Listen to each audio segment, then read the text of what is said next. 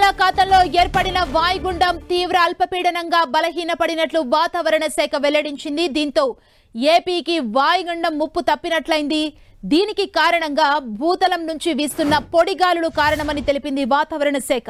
అల్పపీడన ప్రభావంతో తీరం వెంబడి గంటకు 55 కిలోమీటర్ల వేగంతో ఈదురుగాలులు వీస్తాయంటున్నారు వాతావరణ శాఖ అధికారులు. రాబోయే 3 రోజుల్లో రాష్ట్రంలో పలు చోట్ల తేలికపాటి నుంచి మోస్తరు వర్షాలు కురుస్తాయని తెలిపారు. సముద్రం అలజడిగా ఉన్న నేపథ్యంలో మత్స్యకారులు వేటకు వెళ్లొద్దని హెచ్చరికలు జారీ చేశారు. వాయుగుండం ప్రభావంతో గత 2 రోజులుగా ఏపీలోని విజయనగరం, శ్రీకాకుళం, విశాఖపట్నం, పార్వతీపురం, మన్యం జిల్లాల్లో భారీ వర్షాలు కురిశాయి. వర్షాల నేపథ్యంలో అధికారులతో సీఎం చంద్రబాబు సమీక్ష చేశారు. వర్షాలు కురిసిన ప్రాంతాల్లో తీసుకున్న జాగ్రత్త చర్యలు, పంట నష్టం వివరాలను సేకరించి రైతులకు సాయం అందించాలని సూచించారు.